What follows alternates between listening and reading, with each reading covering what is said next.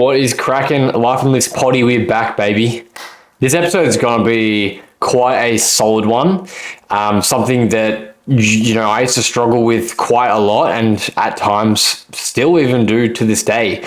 So this potty is all about nutrition and how to navigate eating out and I guess reduce some of that anxiety and overwhelm that you may be experiencing when you have, planned events going out or when you're just in a situation where you got to eat out.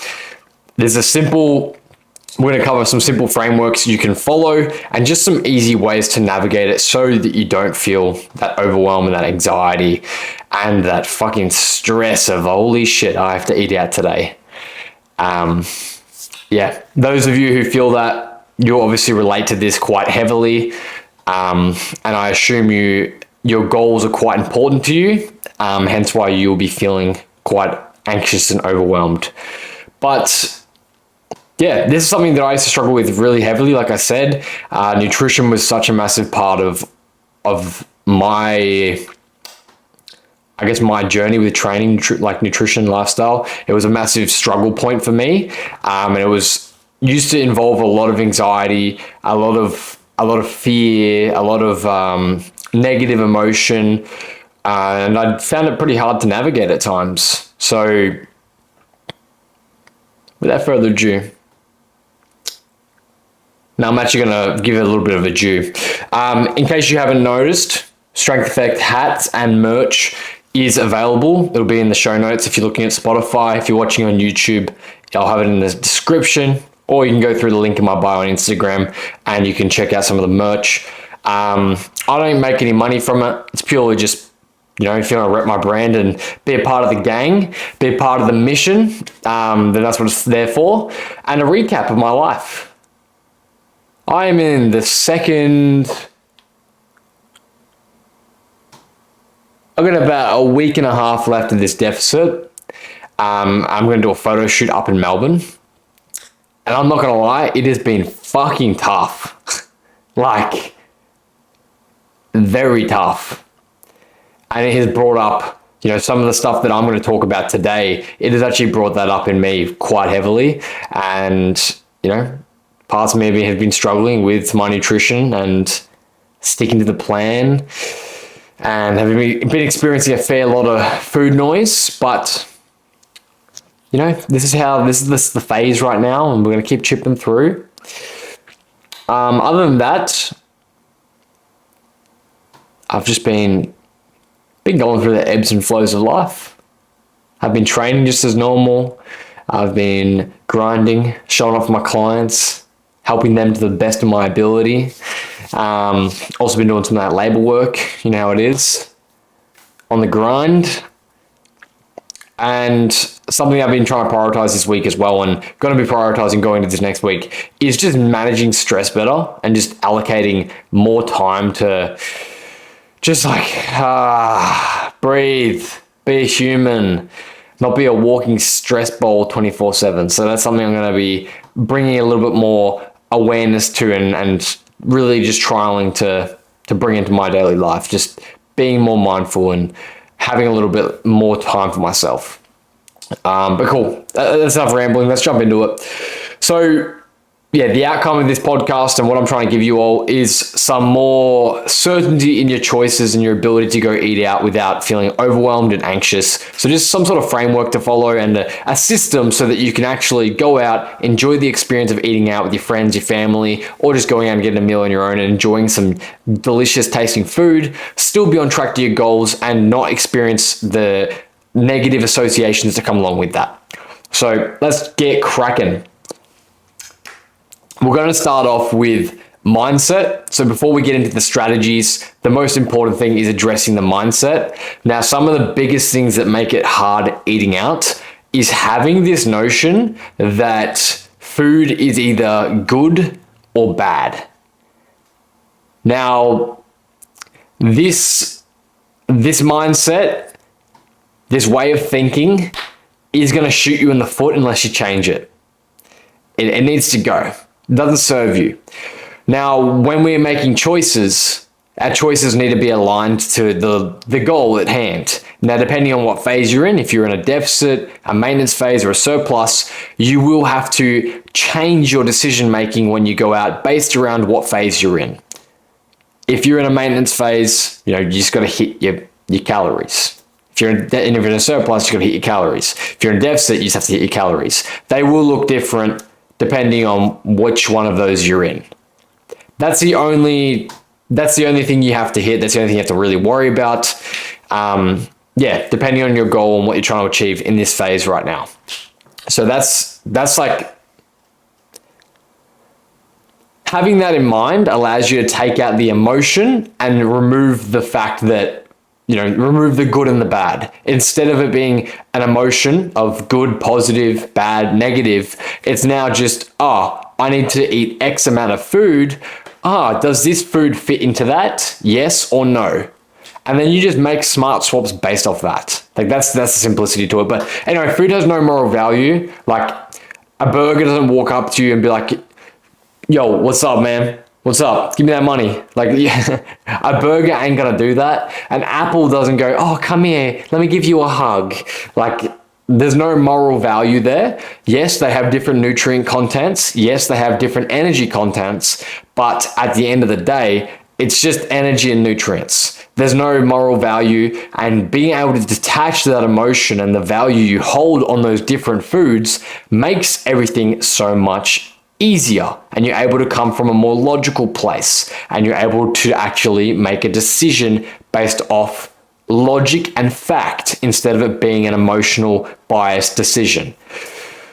Usually the emotional biased decisions will leave you feeling stressed, anxious, overwhelmed, overthinking, all of that good shit.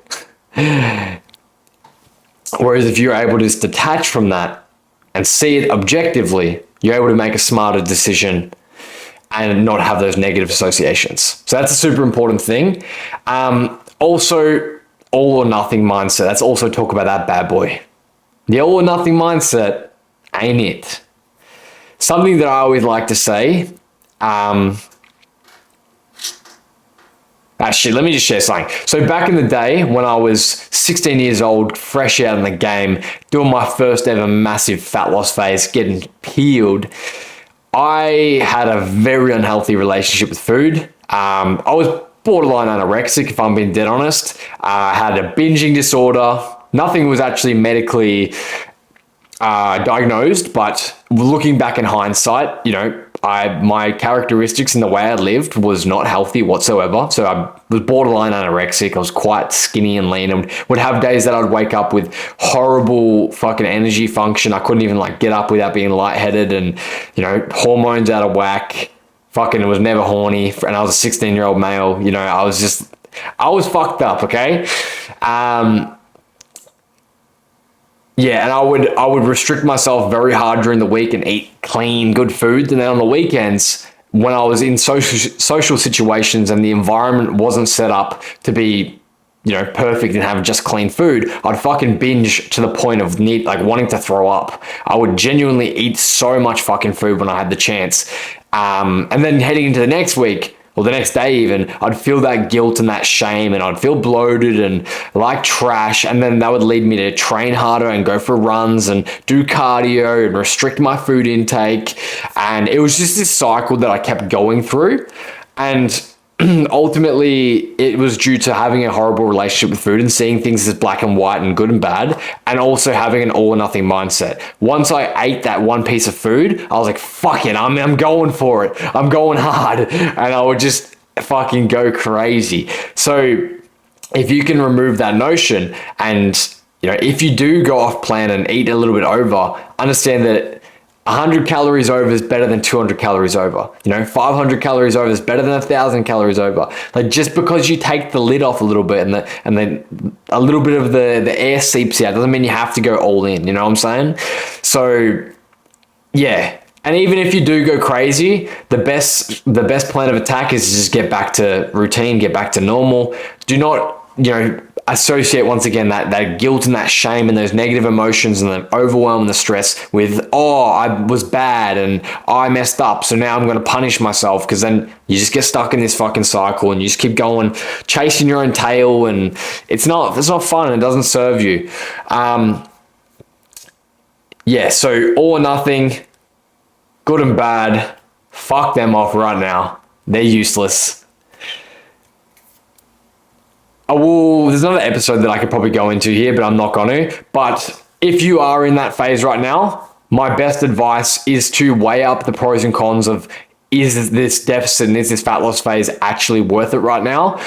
Because what helped me get out of that and what fixed what fixed that relationship for me was actually allowing myself to eat more food and fueling my body and just putting more of a focus on that. And actually eating more food allowed me to enjoy some of those things that I was restrictive of and that led me to like overconsume. And by eating more, I was able to have more flexibility, more freedom, and I was able to build a better relationship with food and ultimately find, the equilibrium and have balance in life and still be able to see results, but also not be so like hell-bent around food. And like I said, I've actually been struggling with this a little bit even now in this deficit. So obviously, like when you restrict, it will come up. Like I do believe it will come up. A lot of the mental battles and things we face never really go away. You just become more equipped and better at handling them. So yeah, that's another episode there. Don't worry about it right now. But now that we have the idea, you don't want to have a good or bad mindset in terms of looking at food. You also don't want to have an all or nothing. So if you do go over the plan, is what it is. Cap it there if you can. If you keep going, just get back to normal the next day. Like just try to stop it as early as you can. Second thing, we have some strategies and some like frameworks you can follow, I guess. The easiest way to eat out is, number one, understanding what goal you have at hand. Now, depending on the goal, maybe to say no to eating out. This is pretty much talking to people in a deficit. Fuck, if you're in a surplus, you can pretty much do whatever you want. If you're in a deficit, and depending on what you're trying to achieve, how lean you're trying to get, what the time frame is, it might be best towards the back end of the deficit, just saying no to going out, doing these things, unless you have really good willpower or you have like a really good strategy in place. All right, people, the camera... Shit, man. The camera went flat on me. We're back though. So what I was saying, unless you have really good willpower, it's probably just not worth going out to those environments, because you're putting yourself in a state where you're going to have to actively resist, something you need to stick to. I'm being pretty fucked over right now as well, guys, with the camera. So I just hope this shit don't die on y'all. But let's try to speed run this potty, because, man, I ain't got time to have this camera keep dying on me. So yeah, depending on the phase where you're at and what the goal is, it might just be best avoiding those situations where you will be, where you have to be mentally challenged and resist. But if you are in that stage and you're in an easy deficit where like your calories are still quite high, or you just, maybe you have to go out, it's a family event, whatever the circumstance, let's just say in this situation you have to go out, the best case scenario is allocating enough calories to make sure you can enjoy a meal. Now, to keep it easier, there's a couple smart food choices you can make to make it easier, but a couple strategies we can utilize is just going about our day. Maybe we know we're going out for lunch, so we just have a lighter breakfast and a lighter dinner so we can have lunch. This all depends on which restaurant we're going to. Fuck, this topic's so nuanced and there's so much to get to. Let me just go through the actual frameworks. A strategy we can utilize is banking calories. So that means saving calories across the week so that when we know we're going to go out, we have extra calories we can spend on that meal, fuck it. We have meal balancing. And this is where we can opt for lower calories around the meal of going out. So if we know we're going out for dinner, opting for a lighter lunch, a lighter breakfast, a lighter snack, and therefore we have more calories to expend when we get to that dinner. Another one is we can adjust the macros. We can bump our protein intake up across them other meals so we feel more satiated. Therefore, we can keep them other foods a little bit lower in calorie, feel more satiated. By the time we get to that dinner meal, have extra to spend. And even utilizing increased protein in that meal and having a high protein meal while we're out will keep our satiety levels high and make us more likely to stick to our target. Environmental goals. Some huge environmental goals we can opt for is choosing the restaurant. If we're in control of where we're going, we can do a bit of research prior. We can search up the menu and see what the options are looking like and figure out what is going to help best serve us and be able to enjoy the experience but still go out.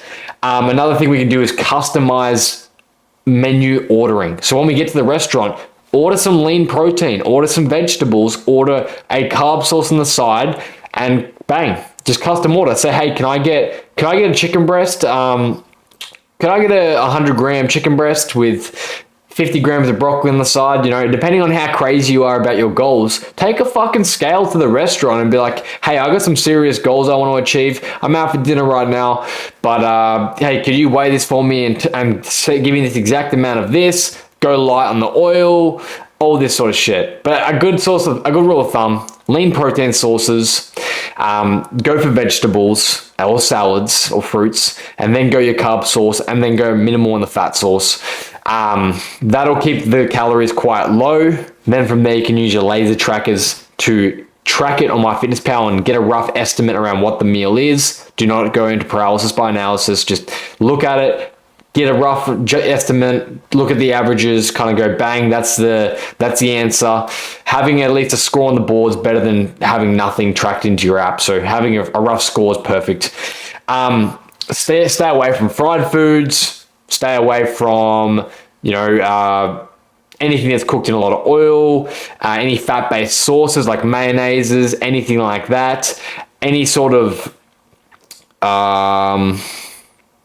alcohol, stay away from alcohol. It's just empty calories. Full sugar soft drinks, opt for no sugar drinks. I swear to fuck, if my mic hasn't been plugged in that whole time, I'm gonna be proper angry, and I'm gonna check. And we're back rolling. So stay away from those few food options. That'll make things much easier at keeping the calorie contents low, and then we're just gonna guesstimate the exact food amount.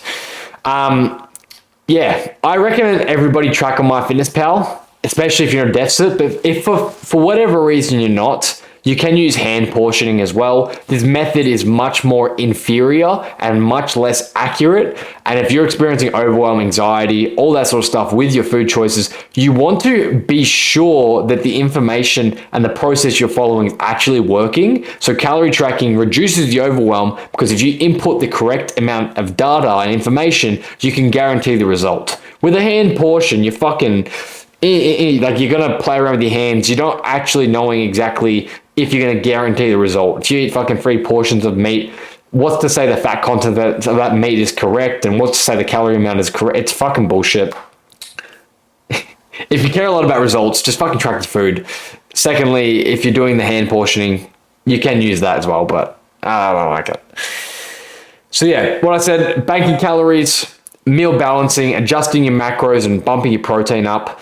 Also picking the restaurant, custom meals, and there's another one on there, I already said it, but looking up the menu in advance. So if you know you're going out on a Friday night to whatever restaurant, do some research, search up the menu, see what they got. Worst case scenario, custom meal order, lean protein sources, get your vegetables and salads around that, then add your carb sauce, then add your fat sauce, bang. Bob's your uncle, you're sweet. Opt for no dessert, or go for like a sugar-free or a fat-free gelato, some shit like that. Keep it low. Sugar-free soft drinks, bang, you're on. I do have some case studies here that I've got my friend ChatGPT to run up for me. So I'm going to go through the case studies and give you my opinion on what I would do. So case study number 1, we have the overthinker. Sarah is in a fat loss phase. She has a birthday dinner on Saturday and is already stressed about ruining her progress. Now, I haven't been getting any hypothetical datelines, but if the birthday's on Saturday, let's just say it's Monday. So that means we have Monday, Tuesday, Wednesday, Thursday, Friday, Saturday. We have 6 days. Now, we have 6 days to plan. Depending on how far into this deficit, let's just say she's near the end of the deficit and doesn't have much calories to allocate. So we're going to go for more of a banking strategy. We're going to say that Sarah really values going out for social events and really enjoys spending time with her friends and family, and eating out and enjoying a nice meal is super important to her and really high on the value list. So we want her to be able to enjoy the food and still stick within the range. So we're going to bank an additional 50 calories per day. So instead of her eating 1,700 calories in her fat loss phase, we're going to be eating 1,650 for the following 5 days, really. We're going to do that for the next 5 days. And that's going to bank up an additional 250 calories, which we can then spend at this Saturday night birthday dinner. So now on top of her normal 17,000, we get an extra 250, putting us at 1950. And then to make it even easier, we're going to opt for a light breakfast and a light lunch so that she has roughly 1,000 calories to spend at dinner. That'll be enough for her to still eat a lean protein source and potentially have a little bit of fun on the side. Maybe have a beveragino or two, or even get like some sort of small dessert on the side. Maybe split it with her partner. That will allow her to still stay on track. Now we have 5 days to plan for this, so we're allocating additional food amounts, and we also get to check the menu out. She knows where it is, so we can actually sit down together and plan exactly what she's going to have, pre-track it into MyFitnessPal so she doesn't have to feel overwhelmed. That way she gets there on the night, she knows exactly what to order, she knows exactly what to have, she can enjoy the experience stress-free. Bob's your uncle. I gotcha. Sarah, gotcha. Easy. Case study number 2. What was the overthinker? Here we have the social drinker right here. Case study number 2, the social drinker. Tom's on a muscle building plan, but still enjoys the weekend drinks. He doesn't want to cut them out completely, but doesn't want to gain excess fat. Okay. Alrighty, the social drinker. So yeah, the overthinker work. We planned in advance to reduce the thought process. That way she didn't have to think. So Sarah didn't have to think because we planned it in advance. That way she got to the day, she just had to follow the plan. Easy. The social drinker. 1, how serious are you about your goals, Tom? Because if you're drinking continually, it's going to fucking hold you back, bro. Like, alcohol is not supportive of muscle growth. If you care about your goals, cut that shit out. But if you were going to do it, I would, number 1, set a drink cap. Set a cap of how much you're going to have. Like, don't have an open bar limit, because you will fucking go crazy. Set it at 6 to 8 drinks, whatever it is, 5 to 8 drinks. 4 to 8 drinks, whatever is within your threshold. Over time, I'd recommend weaning it down to a lower amount if possible, and even reducing your drinkings to every week to every fortnight. Obviously, it depends on what's valuable to you in life and what you actually enjoy doing with your time. For this case, weekly, we're going to 1, set a drink cap. Number 2, we're opting for straight liquor mixed with sugar-free drinks, or just straight shots if you're game enough. Yeah. Number 2 is still eating adequate meals and having proper meal prep in place, and not just eating fuck all and then drinking a crap ton of alcohol at nighttime. Still fulfilling his normal meals, but just allocating enough calories towards the alcoholic beverages. So if we're opting for 5 drinks, say we're having 5 vodka lime sodas, we know that a vodka shot is probably around 80 to 100 calories. The soda water is 0 calories, a bit of lime in there is whatever, fuck all. Each drink is roughly 100 calories. We're dedicating 500 calories for the night for him to go enjoy. So that means if he's eating 3,000 calories, we're still eating 2,500 calories worth of food. Therefore, we're still getting our protein intake in. We're still optimizing and going for 3 to 5 meals. And we're still making sure he's fueling his body properly. Even potentially saving a meal for when he gets home, so he's not going and smashing those fucking streets of Larkies and fully loaded fries and all that sort of shit and just eating rubbish. Not that it's rubbish. You can allocate those sort of things. Just fucking gotta be smart. But yeah, so we're eating 2,500, allocating 500 to alcohol. We're sticking to straight liquors and either no sugar or just fucking soda water and lime. That way he can still go enjoy his drinks. He can still stay on track to his goals. He can still get enough protein and fuel his body, still be recovered, still aiming to get good sleep, all that sort of good shit too. And Tom will be sweet. He'll be able to have his beveraginos and get jacked. Number 3, we have the business diner. James has work lunches multiple times a week and struggles with healthy choices while entertaining clients. My God. So he's going multiple times a week.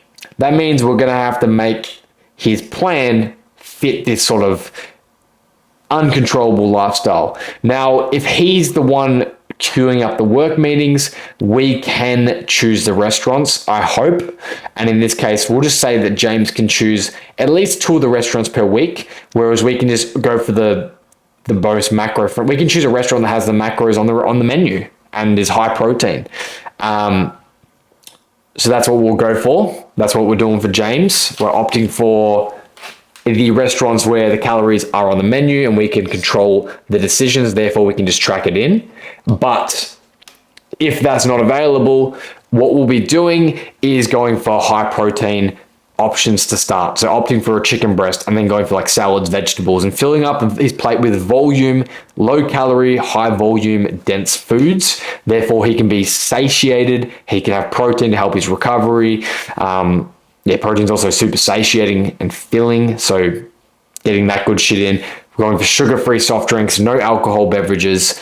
And yeah, we're going to get him, a couple key things we're going to do is eat mindfully. So really slow, aiming for 15 to 30 chews per mouthful and putting his fork down after each bite. So he can actually allow his body to feel like actually auto-regulate itself and feel the satiety and be in touch with how he actually feels and listen to his body when he feels satiated and not just eat for the sake of finishing his plate, but eat based off hunger cues. So really just picking the fork up, being slow, being mindful, taking his time, enjoying conversation will really help. Doing this consistently, paired with tracking and eating them high protein and opting for low calorie, high volume foods will make it much easier to stick to the routine. So opting for grilled meats, salads, sushi, like I said, any sort of lean, protein, dense food.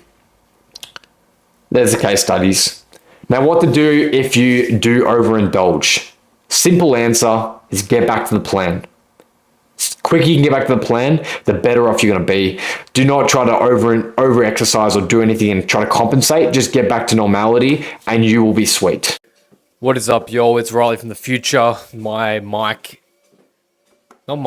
camera kept cutting off. So we're finishing off the podcast through here. And as I was saying, on the treadmill right now, walking. Yeah, so if you do go over, all you want to do is just try to get back to your normal routine. Do not try to punish yourself and do extra cardio or restrict even harder. It just further creates a negative notion.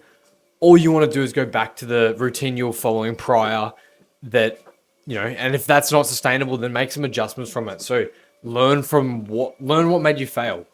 If you understand, maybe your schedule wasn't sustainable. So learn from the mistakes and adjust. Maybe you're feeling stressed and that led you to go overboard. Maybe things are happening in your life. So just take note and reflect on what led you to make the choices and act and behave in the way you did, and then just make changes necessary. But yeah, guys, that is the podcast. That is the episode. I apologize for the camera drama. Some man did not remember to charge his camera, so kept cutting it out. But anyway, we still got the episode out. This one had plenty of value. So if you know anybody who you think might get some value from it, feel free to send it through to them. Share it around. Post on your Instagram story. If you've watched till the end, post on your story, tag me. Would love to see it.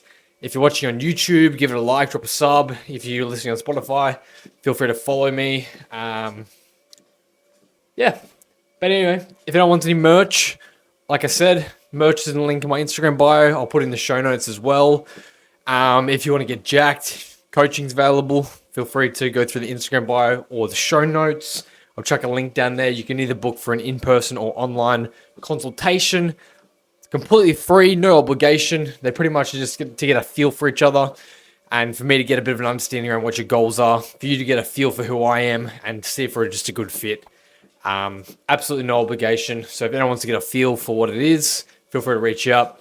But other than that, this has been the episode on... what is the episode title? How to eat out and still make progress. So this is, yeah, that, okay, I'm finishing it. Catch you later. Love you. Bye.